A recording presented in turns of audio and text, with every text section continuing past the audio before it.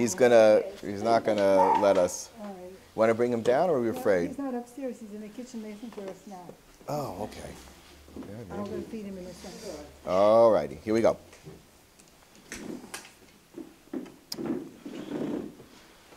So today, the title of today's Shiur, which is our first year post Chanuka, is Zos Chanuka 5778, a Chanuka season to remember. There's been a tremendous amount of eye-opening, even earth-shaking to a certain extent events in this Hanukkah season, which begins with Yud Tes Kislev, the week prior to Hanukkah, where the light of Hanukkah begins to illuminate, and of course through the end of Hanukkah, which takes us into the month of Teves. Teves is not a simple month, and we'll speak about that. It'll take us all the way to what's happening this week, which is the 8th, 9th, and 10th day of Teves, which is all this week. So this is the framework. We're going to take it all the way from Yud Tes Kislev till Asar B'Teves. Okay, and let's just take a quick look overview and see some insights from the Parsha and from what's written on the Chagim to give us a little bit of perspective. So let's just do a quick review. Yud Tes Kislev was the day that the President of the United States, Donald Trump, announced, and I heard him live because I was still in New York, where it was Yud Tes Kislev here. It was still Yud Ches Kislev in the States, but I think the reason why it was announced that way is because already it was about Yerushalayim. In Yerushalayim it was Yud Tes Kislev. Whereas the Rubashkin thing was the reverse. The Rubashkin thing was announced on Yud Tes Kislev, on Zos Chanuka of America. But it was already after Zos Chanuka here. But it doesn't matter, because that had to do with America. That had to do with New York. So you see how meduyak everything was. So that statement, question was is how significant it was, and what are we supposed to, as Torah-believing Jews, to do with that? So I know that it was very significant because I looked at the Palestinian reaction to it. And this was their reaction. The reaction was another Balfour. They took it as seriously as the Balfour Declaration. Now what does that mean? That means an incredible shift in the major issue that Klal Yisrael has with the Umos HaOlam. There is one primary issue that we have, and that is their complaint from the very first pasuk in the Torah, Bereishis bara Elokim, es hashamayim va'aretz, bishvil Yisrael shenikra reishis. That there's a unique connection between Klal Yisrael and Hashem that distinguishes them from all other nations, and it's manifest in their receiving a unique land, which has a special type of hashgacha pratis. We're going to talk about hashgacha pratis in a moment. You know the pyramid on the back of the dollar bill? That's called the Eye of Providence. Did you know that? Okay. So the Americans claim that they have the Eye of Providence. It's funny. It's built in what shape? A pyramid. Did you ever notice that? It's a pyramid. How many steps on the pyramid? 13 steps. Why? Because there were 13 states of the Union.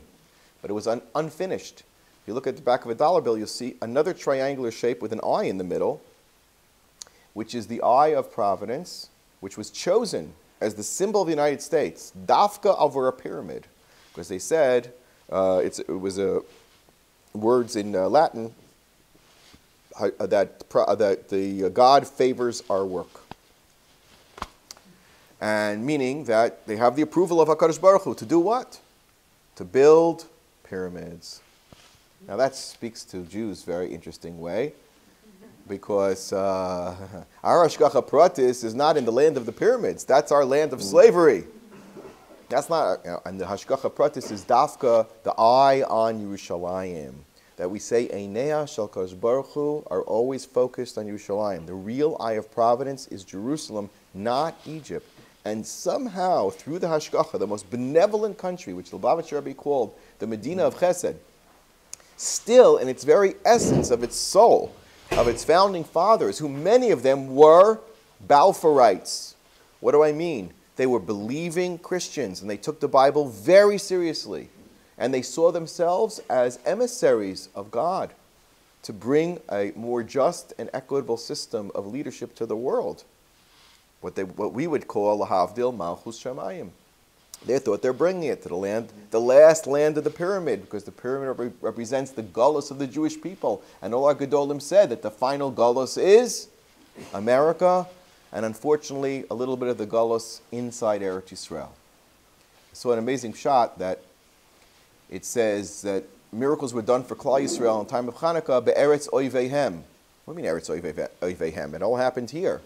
But when the nations of the world dominate and control portions of Eretz Yisrael, it's called eretz oiveihem, because it's no longer ours. So even Israel can become eretz oiveihem if they're dominating and they're calling the shots. So the massive struggle between the nations of the world and Klal Yisrael, as referenced in the first Rashi on the Torah, is Bishvil Yisrael Shenikra Reishis, and that includes Torah, and that includes Eretz Yisrael. That means that you have to accept the Torah in its literal sense, that and we'll talk about a little bit later about what that means. With reference to God's tefillin and Hashem's tefillin. You know that the tefillin, there are two parties in the world that wear tefillin. Who are they? Klal Yisrael. I mean, you guys if you want to. And you don't have to. I'm not suggesting that you do. Or at least don't lane and stuff like that. But, I mean, if you really want to. So it's Hashem and Klal Yisrael. The tefillin embody what that unique relationship is. We're going to see the Gemara in Brachos Daf Vav in a moment, which explains what's in Hashem's tefillin and what's in our tefillin, and what that means. So what does the big problem the world have? Amar Rav Yitzchak, Listim atem, shatem ganavtem eretz shiva amamim. You are thieves, that you have stolen the land of 7 nations. That is the summation. You don't need to know a lot. You don't have to go past the first Rashi to have the real politic of what's going to go on in all of the history of the world. It's amazing. From Bereshis, it's all there. It's all there in simplistic terms. Last night, my son sent me a video of Golda Meir being interviewed by some British, journalist, no great friend of Israel, you could tell from his questions. And he was asking her, listen, you grew up in America. What right do you have to claim here in Israel? And that was 2,000 years ago. And why is that relevant now? And do you really think this land belongs to you? He was basically saying, don't you want to please admit to me that you stole this land? And he said, even if the Arabs left it completely abandoned for hundreds of years, it's still their land. You can't steal it. That's the attitude. So for the President of the United States to get up and say that Yerushalayim, which represents the capital, which represents the capital of whatever is constituted as part of Israel, that's a lot of the land of Israel, or a good portion of it, belongs to the Jewish people, is absolutely counter to what we know to be our relationship with the nations of the world until the era of Mashiach. And most of the Gedolim, whether Litvish or Hasidish, already saw at the time, 100 years ago, of the Balfour Declaration as a turning point. It doesn't matter who, across the board, the Chafetz Chaim, they said this is like some sort of, because again, it was so bizarrely against the grain of our history that it couldn't really be explained other than the eye of providence. Maybe that's what you call this Shiur, the eye of providence. Is a great name. Okay? Now, let's understand something. I always believe the Palestinians, whatever they say. You can really understand. I really believe them. If they say that it was another Balfour, it was as a breakthrough event as Balfour, then it was. Nobody said that among the Jewish people. Nobody made the comparison to Balfour. Balfour is one thing, and this is another thing. No, they saw it as a breakthrough because it was. Balfour Declaration was about Eretz Yisrael, that the Jewish people have a relationship to Eretz Yisrael bigadol. This was another step, that Eretz Yisrael has a relationship to Ir Habira Yerushalayim was a completely different step. It was another step. What's the next step, of course, by the way? Har Bayis is the next step. That didn't happen yet, and that's where everybody's holding on tight. Okay, they didn't say that. Basically, he acknowledged up until and including the Kotel. He did, which is huge. But he didn't say that Har HaBayit belongs to the Jewish people exclusively. So far, no one in the world has said that. except us every single day, and every single davening, and every single Baruch HaCharona, and every single everything. Okay? And Tisha B'Av and Asar B'Tevis and all the other Tanis. No one wants to say. So it was a very, very significant step. And the idea was that the Umos HaOlam are now reaching the turning point where parts of them, not all of them, parts of them are breaking off for the good. This is the Kabbalistic concept that there are klipot, some that can be rectified, and some that can't. The ones that can be rectified are called klipat noga. They're somewhat transparent. They have an ability to be, they're not fully, opaque. Not fully opaque. A little bit of light comes through them, and therefore they're redeemable. So what's happening now is those elements in the world are starting, that have good in them, that are based on good. America was a country that was based on the Bible. No other country in its founding was based on the Bible. The Roman Empire was taken over by Christianity. That was the whole world. Nothing was based on biblical principles which accepted the word of God as given on Torah Sinai. Which country was founded that way? Maybe some of the missionaries, but and they certainly didn't set up anything just in those colonies. Opposite slavery, etc., etc. So, but America was essentially a country that was founded on decency and principles of recognizing human rights and independence and not tyranny. It was a big break, and that's why the real year that the Messianic era dawns, as we've mentioned several times, many times, is what year on the calendar, which represents the Friday morning, the Erev Shabbos, with the dawn. You start seeing light, seeing ayin, you can see. Was the year 1740. 1740 was the year 5,000 in the Jewish calendar. And that year, from 1740 till 2240, in the year 2240, I promise you one thing. Whatever we know to be in the world today will not be. It's a completely different reality. What a human being is and what a human being looks like will transform well before that. Well before that. Some say as soon as within the next 15 years. Where are we going? Or what's happening to us? Again, we are being transformed from creatures of flesh with the temptations of the flesh and the limitations of flesh, right, to something that's above all those limitations. We're going to be becoming beings that, not that we won't eat and not that we won't rest and so on and so forth, but our neshama will begin to break through. We have this big opaque covering called or with an ayin. We're going to start to shine forward, or with an aleph. Our bodies will change. Our bodies will not be as limited as they currently are.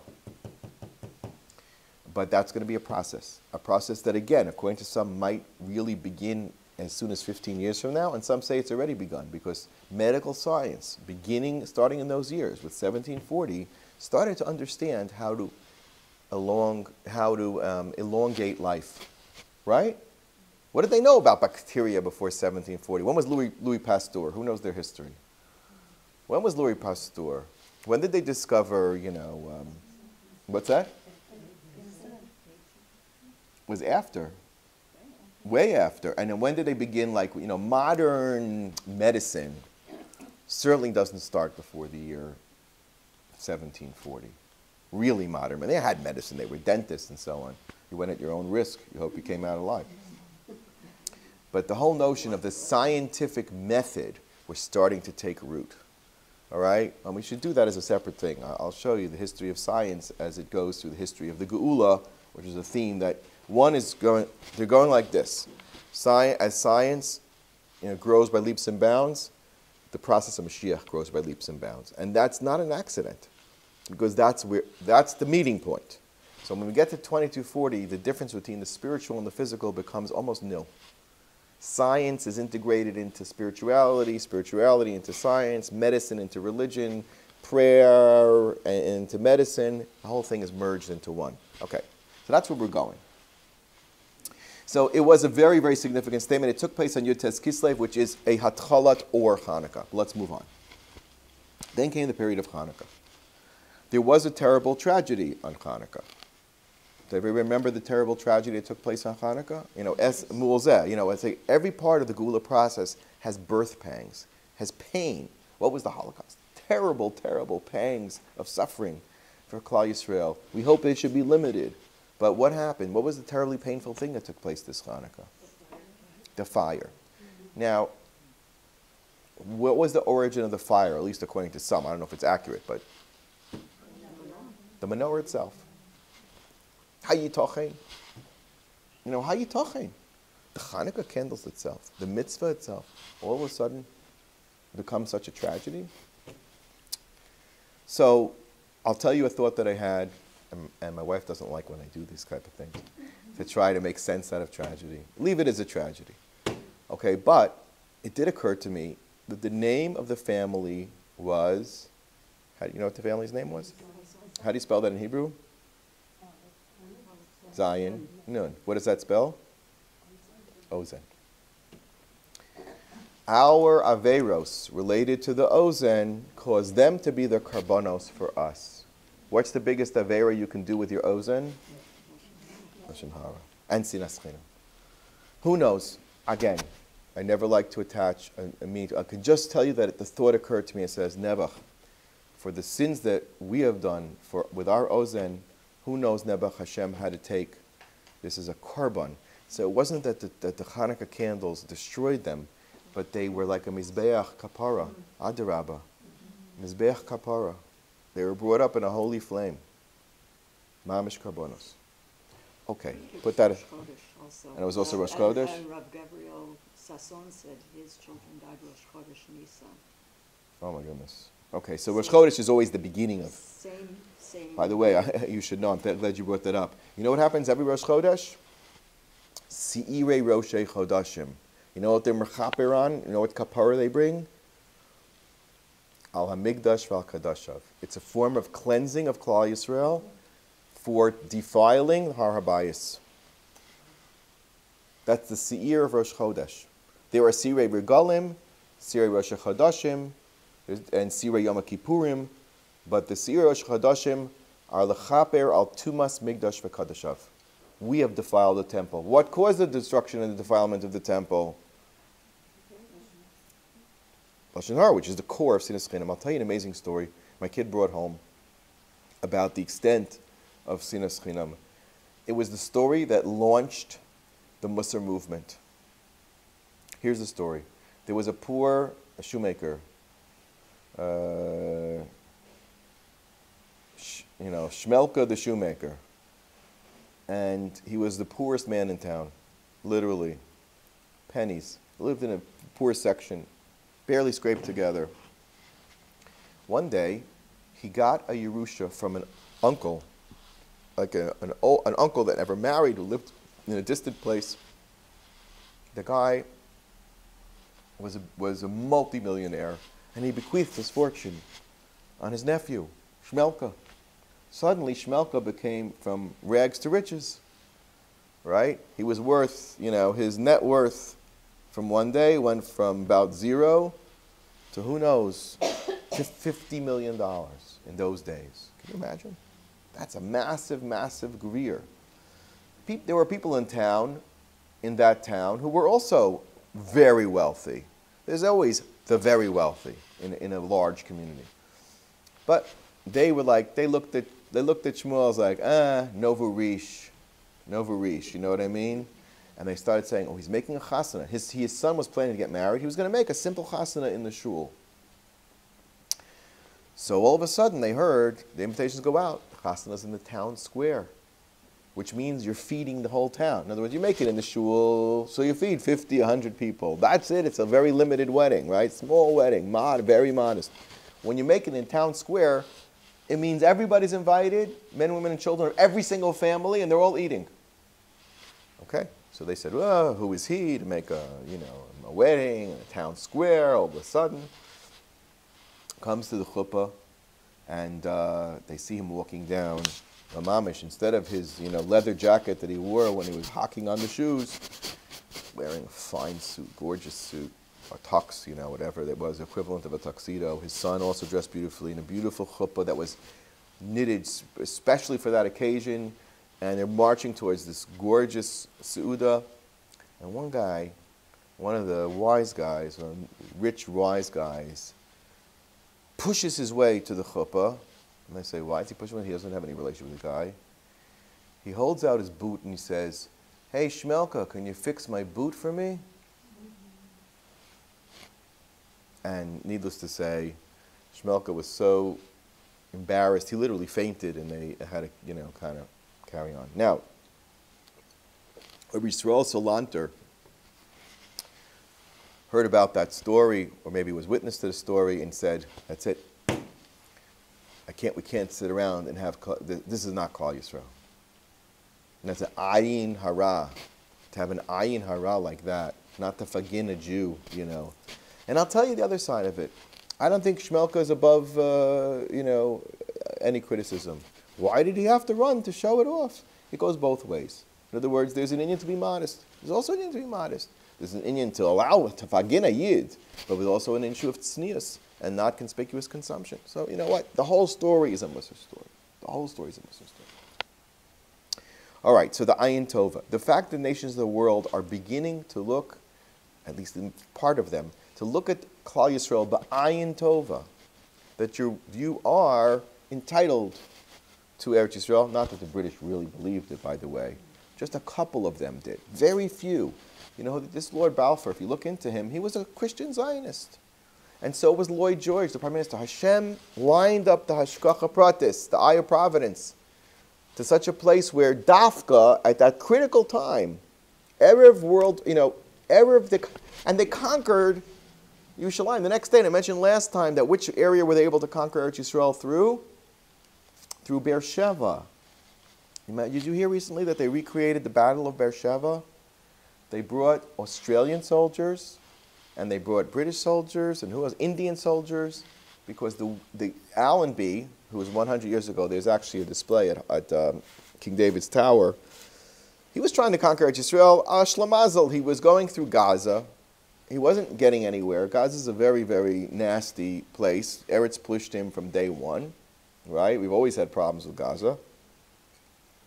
So the Jewish brigade they were fighting with the British said, that's not the way to attack Eretz Yisrael. Go through wide open spaces. Go through a wide open door. In Gaza, you're pressed up against the sea, and they were all bunched up of there, hundreds of thousands. And then Beersheba, it's wide open spaces. You'll ride right through. So that was the cavalry, the last cavalry battle in the history of man that was waged on horseback. And that was the battle for Yerushalayim. We went through Beersheba. He was in Yerushalayim in 2 days, and the rest is history. So that shift, there's only small portions that are turning. America has a big chelik in that. It is now America's turn that has widened it out. What began with England, which is very limited, is now widening out. Okay. Now, what is our key to having the eye of providence on us? The key is Yosef HaTzadik. What do we say about Yosef HaTzadik? Ben Parat Yosef, Ben Parat Ole Ayin. What is Yosef famous for? What's the most famous thing about Yosef? What didn't he do? He didn't want. What's that?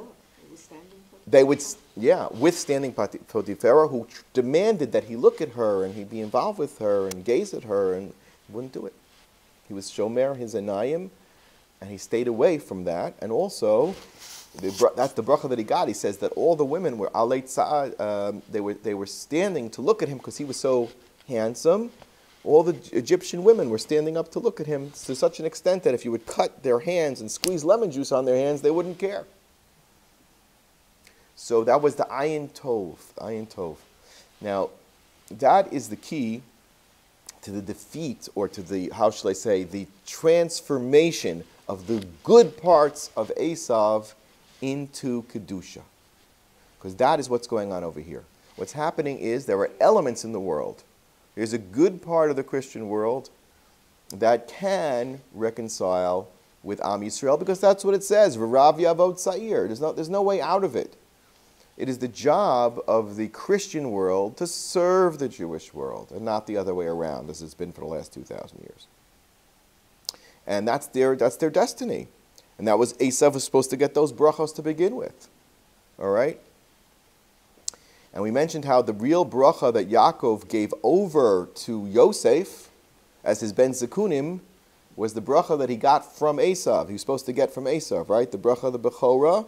And do you recall what I said, how we broke the bracha down? No? Did we do this year? Okay. Go through it very quickly. There are 7 parts of the bracha, and it's all based on Shabbos. What he got was the distinguishing factor between the nations of the world was Shabbos. Hamavdil ben Kodesh lechol, ben or lechoshech, ben or lechoshech, ben Yisroel la'amim, right? Ben Yom HaShvi l'sheshet yemei hamaseh. That point of separation, the Havdalah, is Shabbos. How do we know that Yitzchak bequeathed the key to the Ayin Tov, to the Eye of Hashgacha Pratis, the keys to the gates of Yerushalayim, is Shabbos, and that's what's associated with in the Sfarim Kadoshim with Yosef Hatzdik. In fact, it's unusual, but it works like this: Ephraim was the 7th Nasi to bring his karban. You know how the Nesiim bring their karbanos? That's what we read the Torah on Chanuka. So and that was Shabbos. That day happened to be Shabbos, and he was moved up and changed. So I saw in this beautiful Chaveris by Michal Zilber, he explains it according to Sfarim Kadoshim, Zera Shimshon, and others. He says that's what Yaakov did when he swished his hands over. That's the parsha of this week, right? Parsha of this week, the bracha of Ephraim and Menashe. He elevated Ephraim to the position of Shabbos because Ephraim was the one of the 2 sons that stayed with who? Who was he? One was attached to Yaakov, and one was attached to which one of Menashe and Ephraim was attached to Yaakov, and which one was attached to who spent all his time with his father, and one spent all of his time with his grandfather?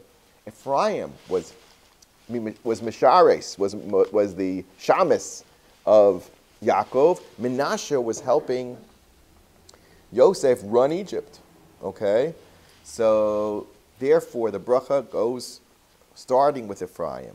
Menashe is only successful out there in the world of Galus if we have Kedusha in the interior of the Ruach Yisrael Saba, Yaakov Avinu, which he gave over to Ephraim. And Ephraim gives us Yehoshua, and Yeshua is the one who breaks down the doors of Yericho, literally, the entrance point of Eretz Yisrael. And who gets us out of Egypt to begin with? The Aaron of Yosef, literally the Atzmos Yosef. But which particular part of Yosef is key is Ephraim.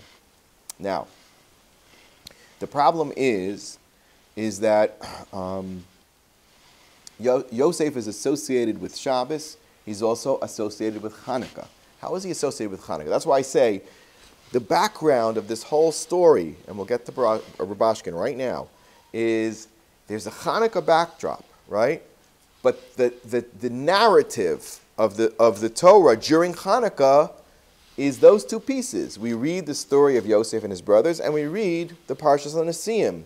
But both of them feature Yosef, because the moving up of Ephraim to the 7th spot was remarkable in the Nesiim. And every tribe that brought a karban was forgiven, at least to some extent, for the Mechiras Yosef. So the whole karban Nesiim is connected to the kapara. Now, which tribe didn't bring a karban? Which tribe didn't bring a karban, and they were very involved in the sale of Yosef? Was Levi, right? What's the compensation that Aaron got instead of bringing a karban with the Nesiim? You light the menorah of Hanukkah. So they say, that's what the Sfarim Kadoshim say, that it wasn't until Hanukkah that Levi was forgiven for the sin of Mechiras Yosef. So you see that the deep connection between Yosef and Hanukkah. Now it goes one step further, and that'll get us to Rubashkin. Okay? The Shiltei Giborim says as follows. He says this in Maseches Shabbos, on his glosses on the Gemara on the Mordechai, which is at the end of Maseches Shabbos. He says as follows. in the section about Hanukkah, he says, Remiza de Shaychus Parshas Miketz im Shabbos Hanukkah. Parshas Miketz, which is the story of Yosef, reveal, the intrigue between Yosef and his brothers, and his running the world of Mitzrayim, always is the story of Hanukkah, and it says, V'rov Hashanim Hanukkah Chal Parshas Miketz, and therefore, he says, Ani Yom Tov HaKosev Kibalti Simon Acher. What is the other simon? It says in Parshas Miketz, Tavoach Tevach V'Hachein. Everybody knows where that pasuk comes from? Slaughter the meat and prepare it for a meal. Yosef said that to prepare a meal for his brothers. In that meal, what does he do? He seats every one of the tribes according to their place. And who does he elevate even more among the brothers? Is Binyamin. What's going on over here? He says, this is the key. Now look at the last word. Tavoach, Tevach, V'Hachein. Take the last letter of Tevach is what? Ches. Take the letters of V'Hachein, which is Vav, Hey, Chaf, Nun. Put it together. What does it spell? Chanukah. That means if we really want to understand on a very deep level what Chanukah is all about, look at that meal that Yosef prepared. Now, of course, who is Tavoach Tevach? Who is the guy that was the center of this year's Hanukkah story, at least Zos Hanukkah story, the pinnacle of Hanukkah? And what does it have to do with Tavoach Tevach V'Hachein? Mr. Rubashkin, what did he do for a living? Prepared kosher meat. It was the biggest kosher meat plant in the United States, maybe in the world. Postville, Iowa. The heart of America's heartland. This is my idea. Tavoach Tevach V'Hachein. The miracle of Hanukkah is associated with the Tevach. Now it goes a little deeper than that. What was the only item that we know that, only specific Avera that we know that Yosef brought Lashon Hara, again, Azan, Ozen, about his brothers, that they got so angry with him that they wanted to kill him? What did they accuse them of doing wrong? One Avera, and has to do with meat. What was it? Eating Aver Menachai. Now, what do you think? They went around chopping up animals and making barbecues? So what is Chazal telling us? A very deep thing. Jews are allowed to eat meat that's been shechted, right? Tavoach, Tevach, V'Hachein. If you slaughter it properly, it's kosher. Not so a non-Jew. A non-Jew, it doesn't matter whether the animal dies by natural means, with a knife. Shechita is irrelevant to a goy. What does a goy have to wait for? Because of the virtue of the 7 mitzvahs of Noach, includes Aver Minachai. So we're not allowed Aver Minachai. They're not allowed, but the criterion for us is, once it's shechted, it's not Aver Minachai, even if it's twitching around. It could be twitching around. Does that matter? There's still life in the limbs. Does it matter? No. Do you ever hear the phrase chicken without a head, running around like a chicken without a head? Chickens run all the way around without a head.